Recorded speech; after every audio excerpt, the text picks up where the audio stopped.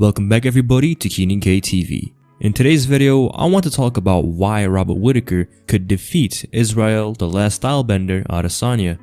I have already made a video where I talked about Israel Adesanya defeating Whittaker, so be sure to check out that with the card that will pop up right now, or you can check it out with the link in the description. And with that being said, let's jump right into the video. This is a fairly difficult fight to break down in favor for either fighter. There are subtle nuances that each fighter can really go in there and execute certain techniques that the opponent is not really all that good in defending against. You see, against Robert Whittaker, somebody like Adesanya who can go in there, use his height and reach, establish range, and feint him, I'm fairly certain that that will be something problematic for him. However, on the other hand, when you take a look at something that he can do that Adesanya cannot really deal well against, is the fact that Robert Whittaker, he's a very fast fighter. He can cover a great deal of distance with a lot of explosiveness, a lot of power. So in the case that Robert Whittaker may go ahead and explode onto Israel Adesanya, whether the first initial way of defending against that attack that will come from Robert Whittaker, assuming that is the perfect instinct that Israel Adesanya will follow to defend himself. Let's say Robert Whittaker lunges in with a big left hook. He misses it. But the thing about Robert Whittaker is he's very good at chaining up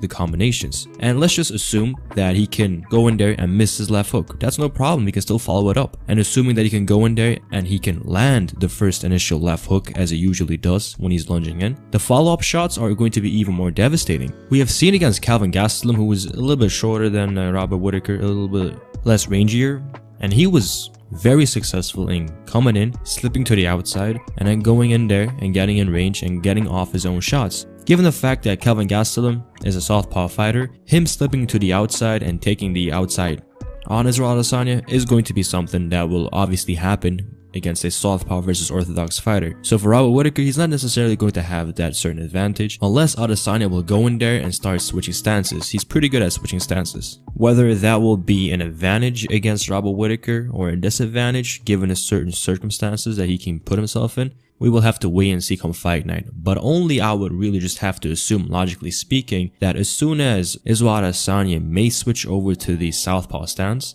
the left hook that Robert Whittaker likes to throw, you would assume just because he can get to the outside a little bit better, you can only assume that he can, for example, slip to the outside and then bounce back in with a lunging left hook. He could do that, or that may exactly hinder Robert Whittaker from executing that exact move, because Adesanya, with all that consistent head movement, feints, hip feints, kicking feints, everything that you can name that is a feint, Adesanya will probably do in that fight. So maybe that can make Robert Whittaker gun shy from throwing that left hook against a southpaw Adesanya. But like I said, those are just only speculations that we will only have an answer to come fight night. One thing that we cannot really understate is how strong Robert Whittaker actually is. Even though that in his last two fights against Yoel Romero, he hasn't been able to knock him out, that doesn't take away from the fighter and the abilities that he has to go in there and knock the opponent out. Truly, if you take a look at, for example, Derek Brunson or his fight against Jacare Souza, in these fights we clearly saw what type of a physical strength Robert Whittaker carries inside that octagon. And unlike Calvin Gastelum, who has a terrific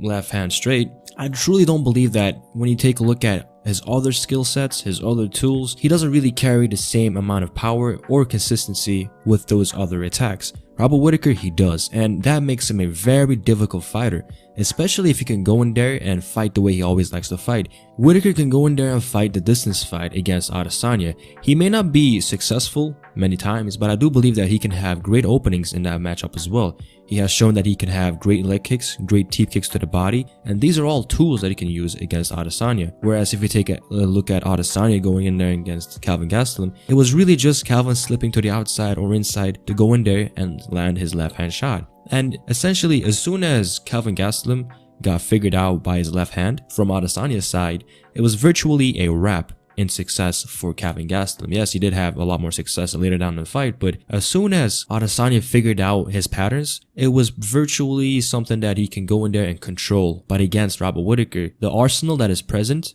for him to go in there and attack and lunge in on Israel Adesanya, that is going to be something that I believe is going to be the biggest difference in this matchup compared to the last one. Now, if we take a look at Robert Whittaker, physically speaking, the guy is as tough as they will come. going in there and fighting Yoel Romero twice and not getting knocked out, even though he got dropped and arguably hurt pretty badly, he was still in the fight and he was still miles away from actually really being finished. Against Yoel Romero, yes, he did get dropped, but I think that at that point when he did get dropped, Yoel Romero, he was just lacking that little bit of energy to go in there and finish the fight completely. So in that regard, he has a great way of surviving even when he gets dropped and even when he gets hurt. So for Adesanya to go in there and fight him, especially in this 5-rounder fight, I highly doubt that he can go in there and make it a quick night. Yes, maybe he can go in there and land a knee right on the button, followed up with an elbow, high kick, whatever it may be. It can be a short night. This is fighting after all. But logically speaking, looking at the past fights, I highly doubt that we will get anything to that extent. So with that being said, given the fact that this can go all 5 rounds, if it depends on Adesanya's side obviously, because I honestly believe that out of the 2 fighters, it is really only Whittaker that can have a finishing chance in this matchup. Just the physical power that he carries, the speed, the explosiveness, the arsenal that he can present, offensively that is obviously, because defensively, if Adesanya can establish offense and make Robert Whittaker back up and make him only be defensive, that is going to be something that in my opinion will take Robert Whittaker out of his own game, out of his own element, and then we will see Israel Adesanya shine. But assuming that this is going to be another performance where Adesanya fights pretty much so consistent in comparison with all of his previous fights, I would have to assume that Adesanya will take the outside and stay at a pretty medium to long range, which means obviously to stay on the outside and close to the cage essentially. So in other words, he will be welcoming Robert Whittaker to go in there and be somewhat of the guy that will stand in the middle of the octagon and quote unquote be the ring general, because against Adesanya, you're not really, most of the time at least, the ring general against him, because he's just that smart, he's just that lanky, he just knows how to make you come in on him whenever he wants you to. Like, he will give you baits and you will take him and then he will counter you.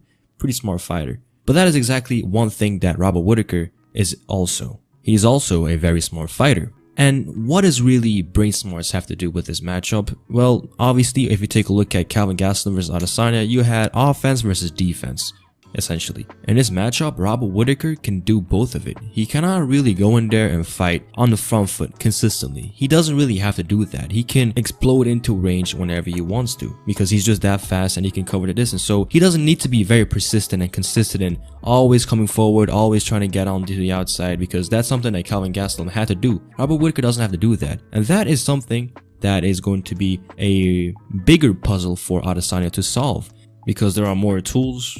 He's not going to be in his face all the time. He's not really going to be coming at him consistently. And I believe that he's just going to have a lot more variety in just his approach to this fight that Adesanya will have to take into consideration. One thing about Adesanya that is pretty interesting that I've seen lately is that, yes, he's obviously a very skilled striker, but at the same time, he's also a fighter that tends to lean towards a certain way of fighting, and that is a long-range fighting style that kind of prefers a defensive approach first than an offensive one. And because of that, he's not really going to be the guy that will really just go in there and be the ring general or make the opponent feel like they're just in there with an opponent that can go in there and knock him out. So against Adesanya, because he's defensive, which is obviously the right thing to do given his frame, range, height, reach, whatever, that is obviously the most logical thing to do. But obviously at the same time, there's only so much outside fighting you can do. There's only so much defensive fighting that you can do before it all gets repetitive in a 5-round fight, especially against somebody like Whittaker who has no problems going all 5 rounds. And in those moments where, let's say,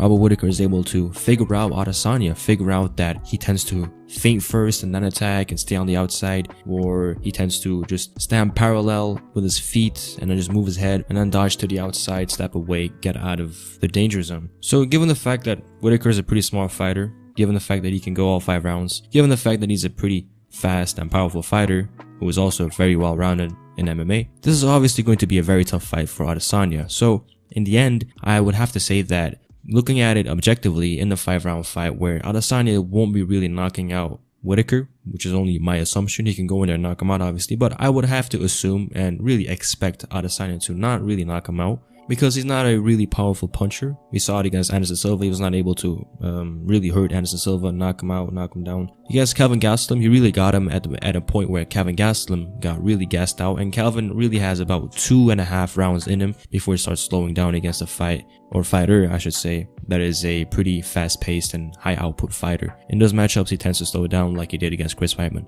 But ultimately, these are all only speculations and assumptions, and theories on what could happen come fight night. But as I always like to say, in the end, only time will tell what will happen. For now, this was why Robert Whittaker could defeat Israel Adesanya. If you guys liked what you saw in this video, then be sure to drop a like on it, and also subscribe if you are new. As always, I have been Keenan from Keenan KTV, signing off. Later.